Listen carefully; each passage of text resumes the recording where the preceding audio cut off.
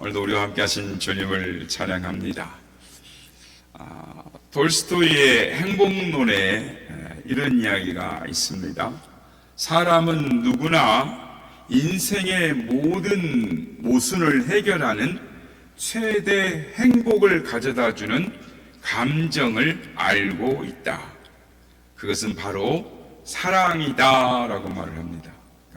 사랑이란 분명 자기보다 다른 사람을 앞세우는 것이다 라고도 또 말을 합니다. 어떤 여자분이 교통사고로 다리에 인대가 끊어지는 중상을 입었습니다. 그리고 깁스를 풀고 한동안 목발 신세를 져야 했습니다. 그때 그분은 톡톡히 장애를 체험할 수 있었습니다. 그 중에서 가장 힘들었던 것은 횡단보도를 건너는 일이었습니다. 횡단보도 신호가 왜 그리 짧은지 파란불이 켜지면 목발을 짚고 절름거리며 걸어야 되는데 신호가 금세 빨간불로 바뀌어버리는 거예요. 사람들은 뛸 듯이 이미 건너편에 가 있고 자기는 횡단보도 가운데에 서 있는 것입니다. 도로 한복판에 오도 가도 못한 채 서 있어야만 했습니다. 차들은 도로 한가운데 서 있는 그 여자를 위협하듯이 크락션을 빵빵 울리면서 쌩쌩 달리고 누구 하나 도와주는 사람이 없었습니다. 그때 이 여자분은 삭막한 도시의 한복판에서 이 사막 같은 외로움을 느꼈습니다. 그리고 그때 결심을 합니다. 다리가 다 나아서 나도 뛸 수 있는 때가 오면, 그래서 곁에서 다리가 불편한 누군가가 목발을 짚고 천천히 걷고 있으면 그의 곁에서 보폭을 맞추어 주리라. 절대로 뛰어가지 않고 그가 눈치채지 못하게 조용히 걷는 속도를 맞추어 주리라. 이렇게 마음에 결심을 했어요. 시간이 흘러서 이분도 다쳤던 다리가 다 나았습니다. 그러던 어느 날 횡단보도를 걷는데 맞은편에서 한 사람이 오고 있었습니다. 그 사람은 목발을 짚고 천천히 걷고 있었습니다. 조심조심 불편한 걸음을 옮기는 그 사람에게서 예전에 자신의 모습을 보게 됩니다. 넓은 횡단보도 중간에 혼자 서서 오도 가도 못한 채 울고만 싶었던 그날이 떠오르면서 가슴 한구석에서 아련한 통증이 왔습니다. 그리고는 맞은편에서 걷는 이 여자분의 발걸음이 저절로 느려졌습니다. 신호등은 이미 빨간색으로 바뀌어 있었습니다. 그때였습니다. 버스가 그냥 서 있는 채 움직이지 않았습니다. 몸이 불편한 그 사람이 횡단보도를 다 건너갈 수 있도록 신호가 이미 바뀌었는데도 기다려주는 것이었습니다. 뿐만 아니라 그 사람 뒤에 보폭을 맞추며 천천히 횡단보도를 걷는 사람들이 보인 것입니다. 그래서 이 여자분은 이 상황을 이렇게 썼습니다. 가슴이 뭉클하고 눈시울이 뜨거워졌습니다. 나보다 불편한 타인의 입장에서 내 걸음의 속도를 늦추고 나보다 불행한 타인의 입장에 서서 내 삶의 속도를 늦추는 사람들, 그들은 세상 속에 있는 천사들이었습니다. 저는 이 글을 읽고 그래, 세상은 이렇게 살아야 하는데 그런 생각이 들었습니다. 우리는 미담을 접하게 되면 그래, 인생은 그렇게 살아야 되는데 그렇게 사는 거야 라고 생각을 하면서도 우리가 사는 세상이 힘들고 어렵기 때문에 그렇게 살지 못하죠. 그러다가 미담을 접하면, 그래, 인생을 아름답게 사는 그 사람들 때문에 아직도 세상은 살만한 곳이야, 마음에 훈훈한 위로를 받는 것입니다. 그리고 행복이란 무엇인가, 산다라는 것은 무엇인가 라는 생각을 하게 되는 것입니다. 저는 이 이야기를 접하면서 우리의 신앙생활에 대해서 생각하게 되었습니다. 그래, 신앙생활은 이렇게 하는 거야. 우리는 무엇으로 신앙생활을 하는가, 이런 생각을 하게 되었습니다. 성도 여러분, 우리는 무엇으로 신앙생활을 합니까? 우리는 하나님의 지혜로 사는 사람들입니다. 오늘 보면 21절, 24절 말씀입니다. 오늘 먼저 21절 말씀을 보면, 하나님의 지혜에 있어서 이 세상이 자기 지혜로 하나님을 알지 못하므로 하나님께서 전도에 미련한 것으로 믿는 자들을 구원하시기를 기뻐하셨도다 라고 말씀합니다. 그리고 24절을 보면, 오직 부르심을 받은 자들에게는 유대인이나 헬라인이나 그리스도는 하나님의 능력이요 하나님의 지혜니라 라고 말씀을 합니다. 우리는 세상을 살 때 무엇으로 사느냐 하면 하나님의 지혜로 삽니다. 그렇다면 여러분, 하나님의 지혜로 산다라는 것이 무엇일까요? 세상에는 두 종류의 사람이 있다고 합니다. 더하기 인생을 사는 사람과 곱하기 인생을 사는 사람입니다. 일반적으로 사람은 더하기 인생을 삽니다. 1 더하기 1은 2, 2 더하기 2는 4, 3 더하기 3은 6, 10 더하기 10은 20, 이렇게 덧셈 인생을 삽니다. 그러나 곱하기 인생을 사는 사람은 다릅니다. 1 곱하기 1은 1입니다. 처음에는 미치고 삽니다. 정직하게 살려는데 미치는 것입니다. 2 곱하기 2는 4입니다. 2 더하기 2는 4나 2 곱하기 2는 4나 뭐가 다르냐라고 생각합니다. 그러나 문제는 그 다음부터인 것입니다. 그 다음부터 달라지기 시작합니다. 3 곱하기 3은 9가 되고 10 곱하기 10은 100이 됩니다. 이때부터 더하기 인생과는 비교가 되지 않습니다. 그리스도인은 어떠한 사람이 되어야 합니까? 그리스도인은 더하기 인생이 아니라 곱하기 인생을 살아야 합니다. 그리스도인들은 처음에 미치고 사는 일이 참 많습니다. 성경적으로 살려고 하는데 점점 더 어려워지는 것입니다. 2 더하기 2는 4나 2 곱하기 2는 4나 뭐가 다르냐라고 말합니다. 세상 사람들은 안 믿고 사나 믿고 사나 죽으면 다 마찬가지라고 말을 합니다.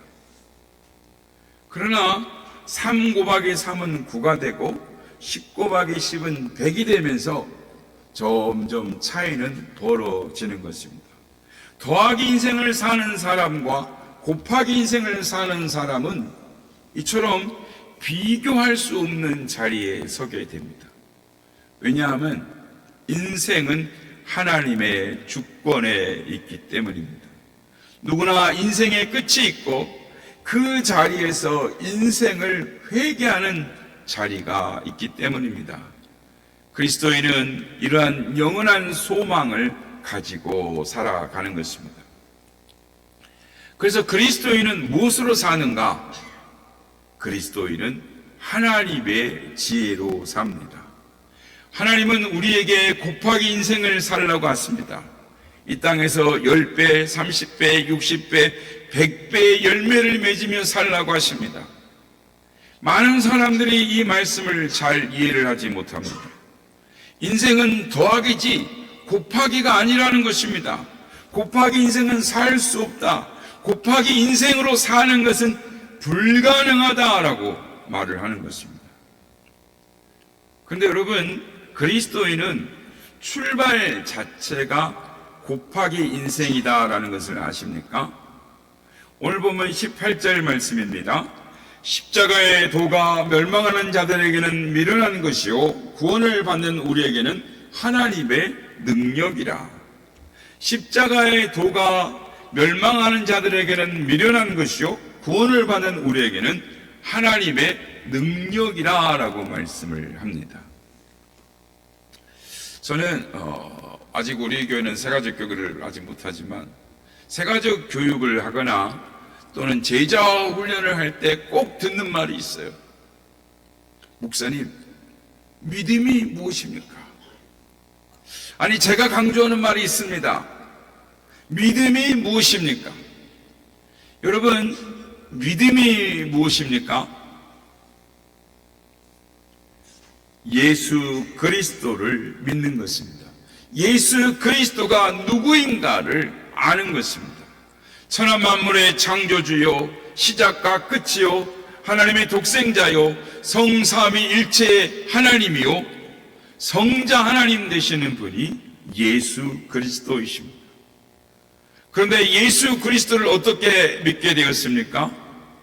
예수님이 우리의 구원주가 되시며 우리 죄를 위하여 십자가에 죽으심으로 우리의 모든 죄가 사하여지고 하나님의 자녀가 된다는 것을 누가 여러분에게 가르쳐 주었습니까?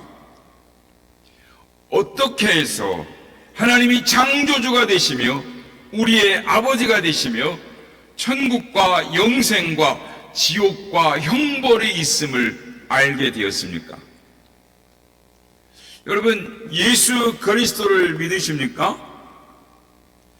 2000년 전 팔레스타인 땅 갈릴리 나사렛에서 태어난 예수라는 목수 청년이 십자가에서 죽었습니다. 그리고 그 청년이 죽은 것이 나의 죄 때문에 죽었답니다.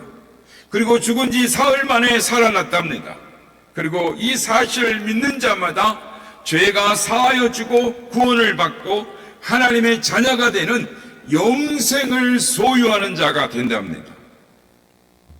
여러분, 죽은 자가 살아난 걸 보신 적 있습니까?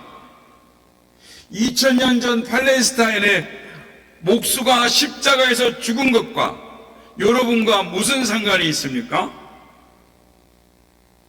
여러분, 사람의 탄생은 남자의 정자와 여자의 난자의 수정으로부터 시작이 됩니다.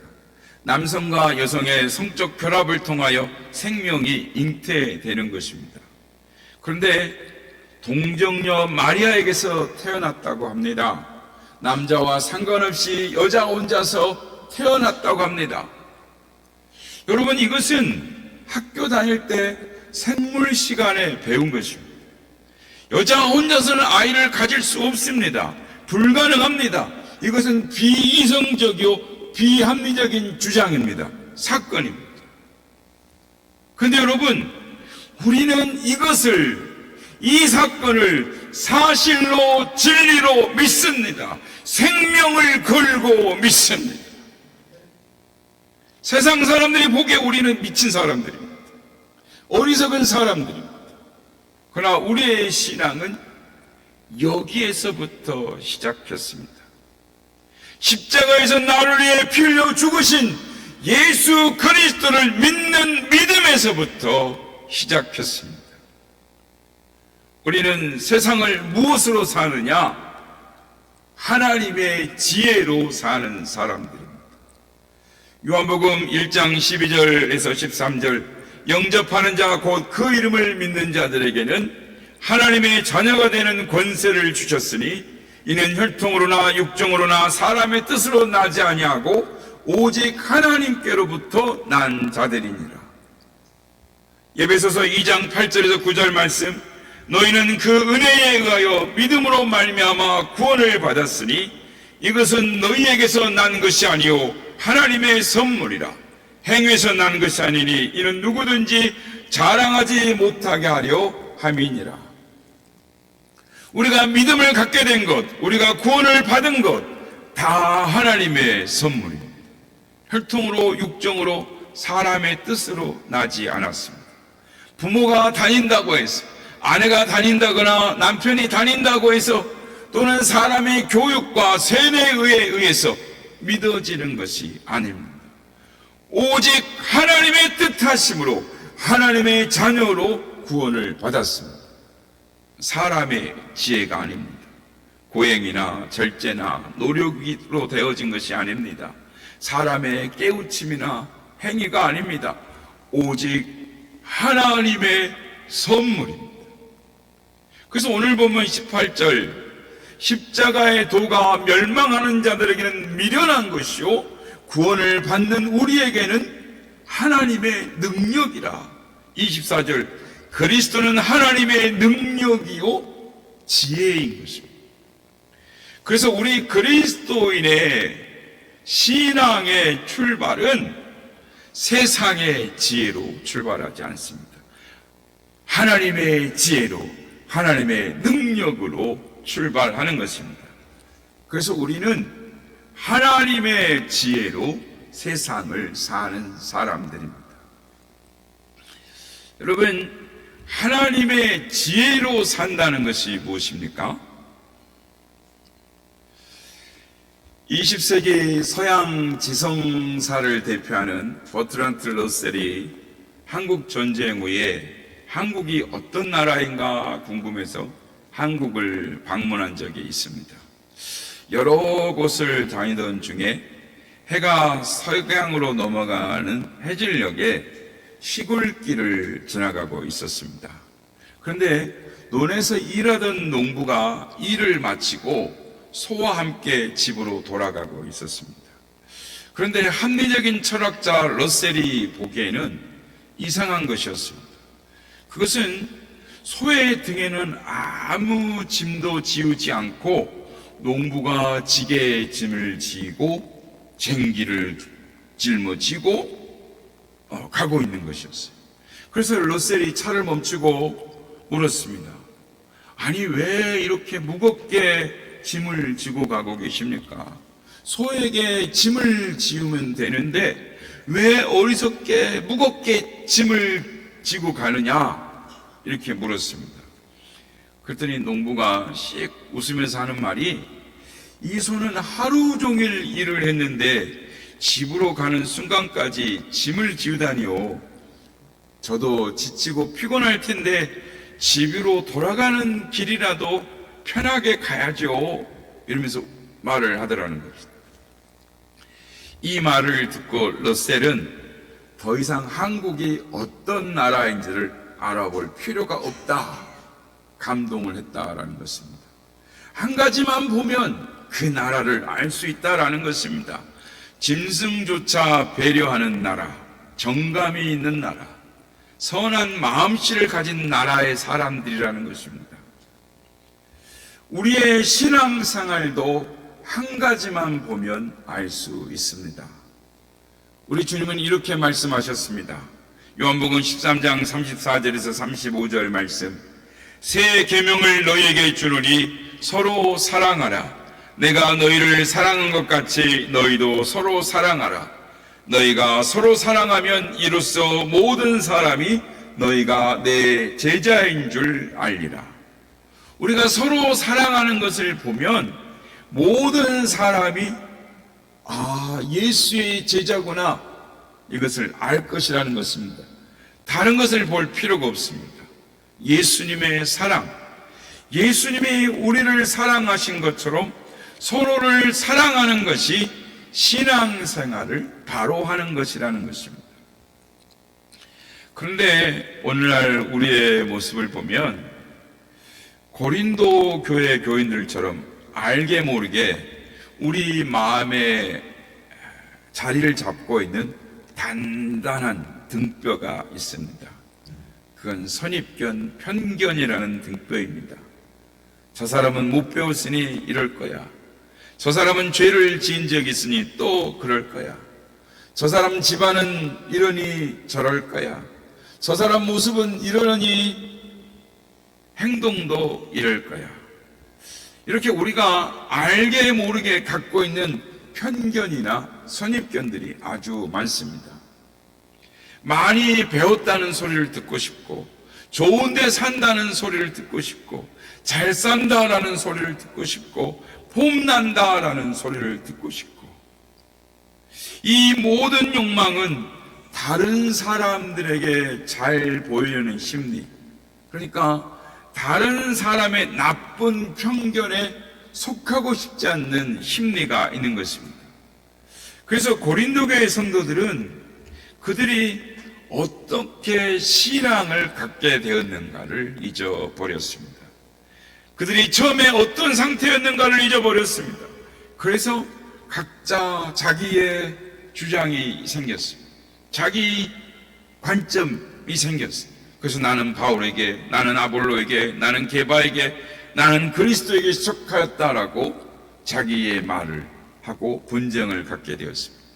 그래서 사도 바울은 오늘 보면 26절, 29절까지 고린도 교회 성도들에게 너희들이 어떻게 신앙생활을 하였는가 기억하라 라고 말을 합니다. 오늘 보면 26절부터 29절까지 우리 함께 읽어보도록 하겠습니다. 한 목소리로 읽겠습니다. 시작. 형제들아 너희를 부르심을 보라. 육체를 따라 지혜로운 자가 많지 아니하며 능한 자가 많지 아니하며 문벌 좋은 자가 많지 아니하도다. 그러나 하나님께서 세상에 미련한 것들을 택하사 지혜 있는 자들을 부끄럽게 하려 하시고 세상에 약한 것들을 택하사 강한 것들을 부끄럽게 하려 하시며 하나님께서 세상에 천한 것들과 멸시받는 것들과 없는 것들을 택하사 있는 것들을 폐하려 하시나니 이는 아무 육체도 하나님 앞에서 자랑하지 못하게 하려 하심이라. 아멘. 이 말은 무슨 의미냐면 처음 신앙생활할 때의 첫 감격과 기쁨을 기억하라라는 것입니다. 너희가 교회 밖에 고린도의 사람들처럼 어떤 지혜를 자랑하기 위해서 문벌을 자랑하기 위해서 교회에 온 것이 아니지 않느냐. 너희가 그런 조건 때문에 하나님의 자녀가 된 것이 아니지 않느냐. 너희가 교인되고 신앙생활하게 된 이유는 하나님의 능력 때문이었다라는 것입니다. 십자가에 달리신 예수 그리스도를 너희가 알게 되고 하나님의 자녀가 된 것은 오직 하나님의 선택하심으로 은혜로 말미암아 된 것이 아니냐. 그렇다면 너희가 무엇을 중심으로 살아가야 되겠느냐. 그것은 너희를 위하여 십자가에 못 박히신 예수 그리스도께서 너희를 사랑하신 것처럼 사랑하라라는 것입니다. 너희는 세상의 지혜로 사는 자가 아니라 하나님의 지혜로 사는 자라는 것입니다. 그렇다면 여러분, 세상을 하나님의 지혜로 산다라는 것이 무엇일까요? 앞에서 말씀드린 대로 더하기 인생이 아니라 곱하기 인생을 살려면 어떻게 살아야 할까요? 첫째는 하나님의 사랑을 기억해야 합니다. 처음에 주님을 만난 사건을 항상 마음에 기억해야 합니다. 저의 지갑 속에는 한 여자의 사진이 있습니다. 그 여자 사진은 30년 동안 저의 지갑 속에 있습니다. 단 한순간도 지갑에서 빠져본 적이 없습니다. 어디를 가나 항상 그 여인이 젊은 아가씨 사진이 있습니다. 여러분, 저도 부부싸움을 합니다. 아내가 저의 마음을 섭섭하게 할 때가 있습니다. 그러면 지갑을 빼서 지갑 속에 있는 그 아리따운 아가씨 사진을 꺼내서 봅니다. 그러면 마음에 위로가 됩니다. 그리고 얼굴에 미소가 쫙 퍼지는 겁니다. 여러분, 그 지갑 속에 예쁜 아가씨는 누구일까요? 그 여인은 지금 아이 셋을 낳고 호랑이가 된 저의 아내입니다. 사진 속의 아가씨는 그렇게 사랑스러울 수가 없습니다. 눈물도 많았습니다. 그래서 교제 중에 제가 뭐라고 하면은 눈물을 찔끔찔끔 흘리면서 오빠 화 풀어, 오빠 말이 다 맞아 하면서 금방 웃으면서 애교도 피우고 있는데, 지금은 상황이 역전돼서 뭔 말을 못해요. 말을 잘못했다가는 본전도 못 찾습니다. 자기 옷 자기가 빨아입으면 어때요? 이렇게 말을 합니다. 그러면 저는 금방 꼬리를 내립니다. 더 이상 말씀을 했다가는 어떤 말을 들을지 모르기 때문입니다. 그래서 저는 홀로 앉아있는 시간에 사진 속에 있는 그 아가씨를 생각합니다. 그 아가씨를 꺼내서 봅니다. 그리고 생각합니다. 그 사랑스럽고 애교 많던 그 여자, 내 사랑은 어디 갔는가? 또 제 지갑 속에는 3명의 돌박이 사진이 있습니다. 누구 집 애들인지 아시겠죠? 첫 아이를 낳고 함께 찍었던 사진을 기억합니다. 돌 사진을 찍으면서 마음속에 감동이 있었습니다.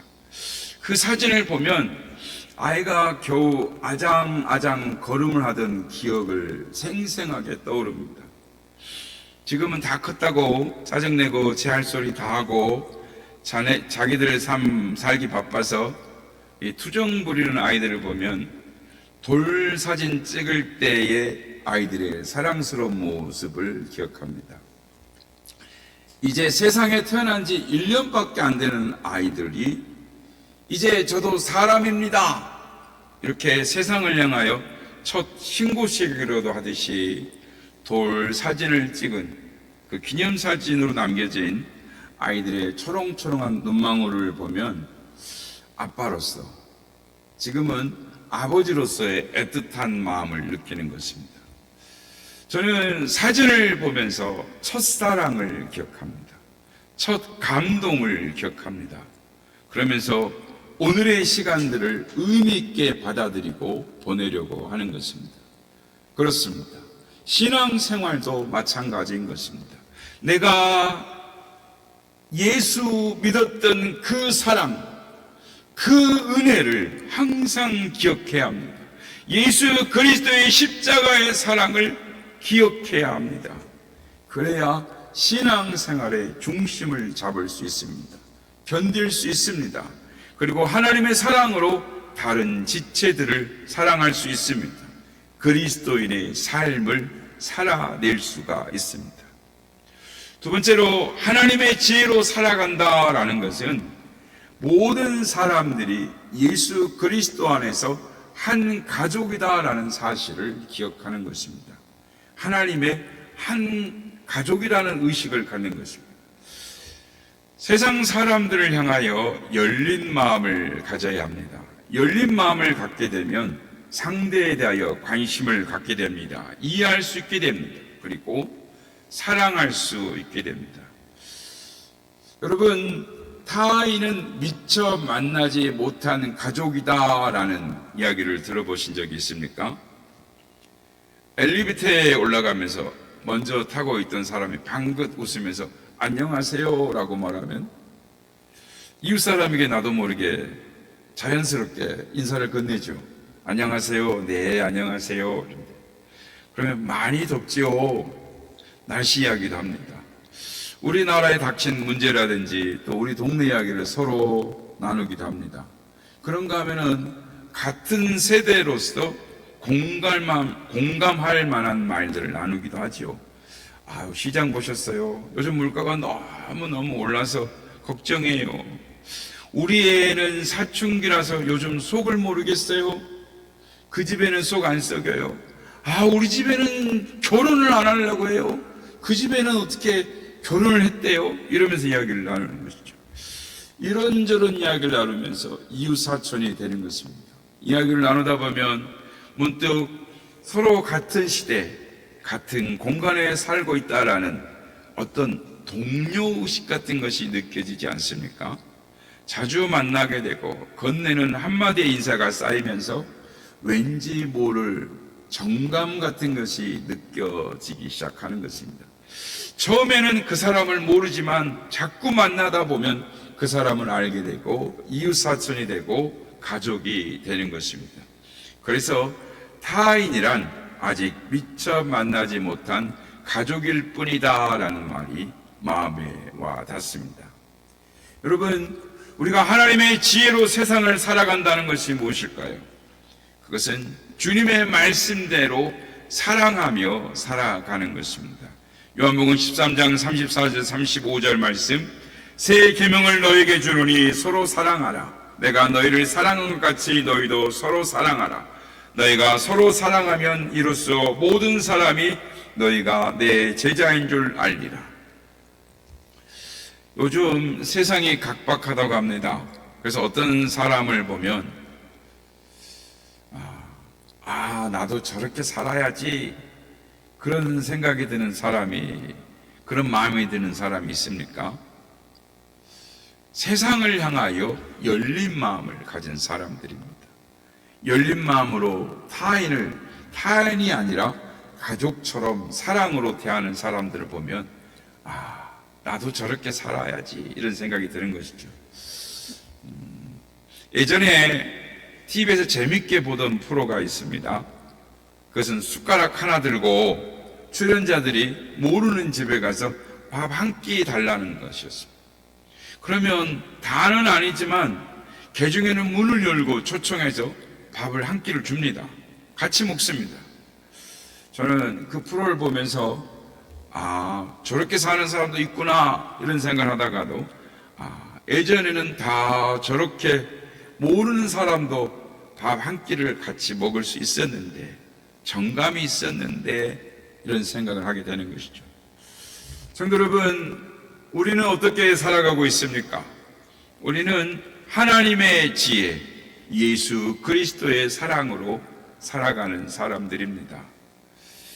저는 타인이란 미처 만나지 못하는 가족일 뿐이다 라는 말을 들을 때 이런 생각이 들었습니다. 지금은 모르는 타인이지만 마음을 열고 조금 더 가까이 가면 알게 되고 가족이 될 수 있습니다. 오늘 만난 버스 기사가 우리의 삼촌이 될 수도 있고, 지나가는 학생이 내 조카일 수도 있고, 또 신문 배달하는 청년이 내 동생일 수 있고, 거리를 전하는 행인이 내 누님일 수도 있고, 지나가는 노 부부가 우리의 부모일 수도 있습니다. 예수 그리스도의 사랑으로, 예수 그리스도의 눈으로 바라보면 서로 이해하지 못할 일이 없고 서로 용서하지 못할 일이 없습니다. 성도 여러분, 그리스도인은 이 세상을 하나님의 지혜로 살아가기로 작정한 사람들입니다. 오늘 세상이 각박해지는 것은 우리 그리스도인들이 바로 살지 못해서 그런 것이 아닌가 생각이 듭니다. 예수님의 사랑으로 편견을 깨고 열린 마음으로 사람들을 대할 때 우리를 통하여 사람들이 예수 그리스도의 십자가의 능력을 경험하게 될 줄로 믿습니다. 하나님의 지혜로 살아가기로 결단하는 우리 모두가 다 되시기를 예수님의 이름으로 축복합니다.